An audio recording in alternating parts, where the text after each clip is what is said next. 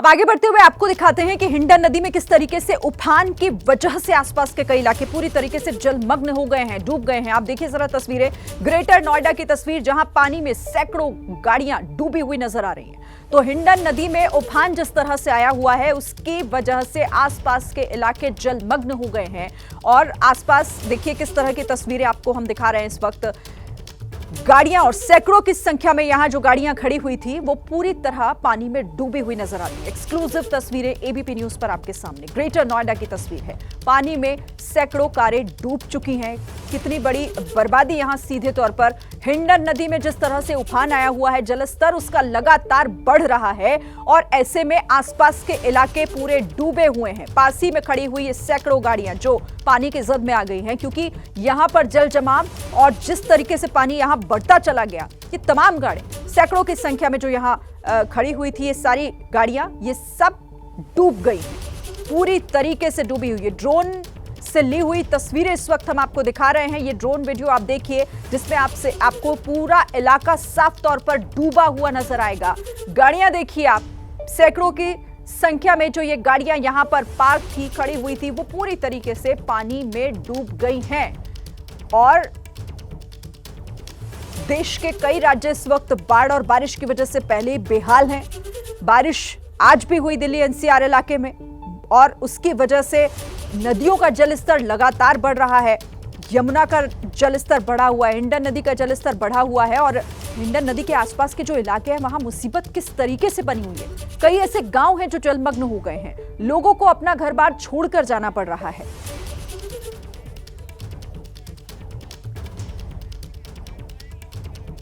और अब आपको दिखाते हैं संसद की कार्यवाही फिर से जारी है, लेकिन हंगामा भी पूरी तरीके से हो रहा है। दोनों सदनों में किस तरह से हंगामा जारी है, तस्वीरें आपके साथ। So the bill represents exemptions for strategic projects, specifically those within 100 kilometers of India's borders, essential for our national security. This is very, very essential, sir, because we cannot compromise the security of our nation.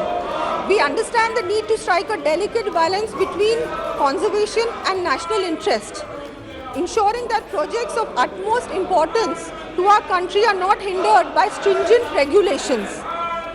Climate change, sir, is an undeniable global challenge, and India has taken up the mantle in creating carbon sinks to combat its impact. The bill aligns perfectly with our nation's vision by facilitating the establishment of new forests and plantations, and will significantly contribute to our commitment of creating a carbon sink of 2.5 to 3 billion tons of CO2 equivalent by 2030.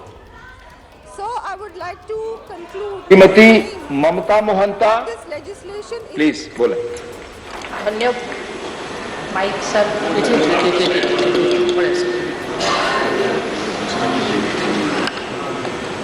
धन्यवाद महोदय, मैं आपका आभारी हूँ जो the constitution scheduled tribe order third amendment bill 2022 Himachal Pradesh इस महत्वपूर्ण bill जनहित बिल पर मुझे बोलने का मौका दिया। इसके साथ मैं धन्यवाद दूंगी माननीय मंत्री जी अर्जुन मुंडा जी को, जो समाज के स्वतंत्र वर्ग अपना हक वापस देने के लिए इस बिल को आगत किए हैं। हिमाचल प्रदेश के सिरमौर जिले के ट्रांसगिरी इलाका में हाथी संप्रदाय को अनुसूचित जनजाति तालिका में शामिल करने के लिए ये बिल आगत है। हिमाचल प्रदेश हाथी संप्रदाय की तरफ से मैं आपका शुक्रगुजार हूँ। महोदय, दी constitution scheduled tribe order third amendment bill पर आलोचना हो रहा है। इस हाथी संप्रदाय आदिवासी मान्यता के लिए बहुत साल से it to better reflect our circumstances today. So at the hour of test, I would like to congratulate the government on continually managing commercial and environmental interests and taking a careful look at the current privileged situations. So I would like to highlight the positives as well as some suggestions on behalf of YSR Congress Party. Insertion of समस्या समाधान करना होगा। Sir, Odisha में 62 समुदाय ST है और कुछ समुदाय एसटी लिस्ट में शामिल नहीं है, इसीलिए मैं वो समुदाय। तो दोनों सदनों की कार्यवाही जारी है, लेकिन हंगामा भी हो रहा है और राज्यसभा से तो विपक्ष ने वॉकआउट कर दिया। इस पर नजर हमारी रहेगी। फिलहाल आगे बढ़ते हुए एक बार फिर आपको दिखाते हैं किस तरीके से हिंडन नदी में उफान की वजह से मुश्किलें बढ़ गई हैं। आसपास के कई इलाके पूरी तरह जलमग्न हो गए हैं, डूब गए हैं। तस्वीरें आप देखिएगा, आपको अंदाजा होगा इन तस्वीरों से कि मुश्किल कितनी बड़ी है इस वक्त। ग्रेटर नोएडा की तस्वीर है ये। पानी में डूबी हुई सैकड़ों गाड़ियां आपको दिखाई दे जाएंगी। ड्रोन से ली हुई एक्सक्लूसिव तस्वीर इस वक्त एबीपी न्यूज पर आपके सामने। ग्रेटर नोएडा का हाल बेहाल हो गया है। हिंडन नदी में पानी बढ़ता जा रहा है, उफान पर है इस वक्त। और जल स्तर जब नदी का बढ़ता है तो वो देखिए किस तरह से रिहायशी इलाकों में घुसता है, आसपास के इलाके को पूरी तरीके से अपनी जद में ले लेता है। वही कुछ यहां होता हुआ दिखाई दे रहा है। ग्रेटर नोएडा से ये तस्वीरें, और अब कितनी ज्यादा संख्या में यहां पर, क्योंकि सैकड़ों की संख्या है इन गाड़ियों की जो यहां पर खड़ी हुई थी। शायद किसी को अंदाजा नहीं रहा होगा कि इस तरीके से पानी यहां तक, इस इलाके तक पहुंच जाएगा और इतना बड़ा नुकसान हो जाएगा। कई इलाकों में पानी भरा हुआ है और ये ग्रेटर नोएडा में जहां पर सैकड़ों गाड़ियां खड़ी हुई थी, जलमग्न पूरा इलाका, सभी गाड़ियां ऊपर तक देखिए डूबी हुई आपको साफ नजर आ रही है। यहां पर कितना ज्यादा पानी भरा हुआ है। आसपास के जो गांव भी हैं, जो वहां से सटे हुए हैं उस इलाके से, वो भी पूरी तरीके से जलमग्न हैं। लोगों के घर डूब गए हैं, लोगों को दूसरी जगह शिफ्ट होना पड़ रहा है। और अभी तो देखिए मौसम जिस तरह के से लगातार बदल रहा है। बारिश आज भी हुई, कई जगहों पर आज भी मूसलाधार बारिश हुई है दिल्ली एनसीआर के इलाकों में। और बारिश का होना मतलब जल स्तर और बढ़ेगा, नदियां उफान पर आएंगी और वो अपना रास्ता यहां का रुख करेंगी। और ऐसा ही ग्रेटर नोएडा में भी हुआ। देखिए हिंडन नदी जब उफान पर आई तो वहां नदी का पानी निकलकर इन इलाकों को पूरी तरीके से उसने घेर लिया है। घर, मकान, गाड़ियां सब कुछ डूब चुकी हैं। ग्रेटर नोएडा में ये तस्वीरें बताती हैं कि कैसे पानी से यहां कितना बड़ा नुकसान हुआ। और पानी में डूबी हुई कारों को आप देखिए, पूरी ऊपर तक डूबी हुई हैं ये गाड़ियां। इस पूरे एरिया में यहां पर जो गाड़ियां खड़ी हुई थी, पूरी तरीके से जलमग्न हो चुका है ये इलाका। और अभी तो पानी बढ़ रहा है लगातार और अपने पांव पसार रहा है और दूसरे इलाकों का भी रुख कर रहा है। तो सिर्फ ये तो ग्रेटर नोएडा की तस्वीर है, लेकिन क्या पहाड़, क्या मैदान, हर जगह इस वक्त पानी अपना प्रकोप दिखा रहा है। आसमान से होती हुई बारिश और नीचे नदियों का बढ़ता हुआ जल स्तर लोगों की मुश्किलें बढ़ा रहा है लगातार। क्योंकि इस बार मॉनसून में जिस तरह की तबाही हमने देखी, हिमाचल प्रदेश में जिस तरह से भयंकर तबाही आई, उत्तराखंड के कई इलाके, फिर दिल्ली एनसीआर आपने डूबा हुआ देखा और अभी भी वही तस्वीरें आप देख रहे हैं। राजस्थान और इसके साथ ही गुजरात में आपने देखा कि कई जगह पूरी तरीके से जलमग्न हो गए थे। उधर महाराष्ट्र में भी कई ऐसे इलाके हैं, कई ऐसे जिले हैं महाराष्ट्र के जो जलमग्न हैं पूरी तरीके से। तो मॉनसून की मार उत्तर से लेकर दक्षिण तक दिखाई दे रही है। पूरे इलाके जलमग्न किस तरह से हो गए हैं, ये एक्सक्लूसिव तस्वीरें उसी को बयां कर रही हैं।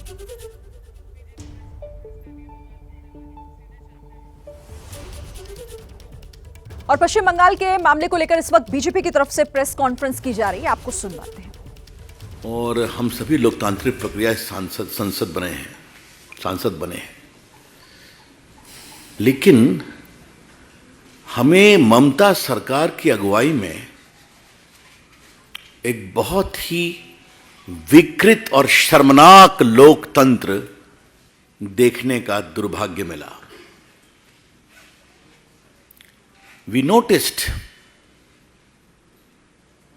a sickening symbol of shameful democracy in Bengal elections. आप सभी जानते हैं कि ग्राम पंचायत का चुनाव वो संविधान की एक मर्यादा है। संविधान के अंतर्गत फर्स्ट टायर ऑफ इलेक्शंस है वो, और उसका एक चुनाव आयोग होगा, ये भी संविधान में प्रावधान है। तो आज क्या ग्राम पंचायत, क्या नगर निगम, क्या जिला परिषद, क्या विधानसभा, क्या लोकसभा, इन सभी संस्थाओं के बारे में संविधान में ही प्रावधान है। और उसके बावजूद इस तरह की हिंसा हुई, ये बहुत दुर्भाग्यपूर्ण है। हमने अपने यात्रा में, एक तो मुझे मालूम था कि वहाँ यात्रा रोकी जाती है, सतपाल जी भी गए थे, बिजलाल जी भी गए थे तो रोक दिया गया। बहन रेखा जी भी गई थी तो इनको भी जाने नहीं दिया गया पूर्व में। तो इस बार मैंने दिल्ली से ही कमेंट करना शुरू किया। मैं उम्मीद करता हूं ममता जी हमें जाने देंगी अगर वो लोकतंत्र में बिलीव करती हैं। फिर हम हवाई अड्डे से उतरे तो हमें बाहर जाने दिया गया। फिर हमारी प्रेस कॉन्फ्रेंस थी, हमने कहा ममता जी धन्यवाद, आपने हमें हवाई अड्डे से बाहर निकलने दिया। हम उम्मीद करते हैं कि हमें हिंसाग्रस्त क्षेत्रों में विजिट करने का आप अवसर देंगी। ये चलता रहा।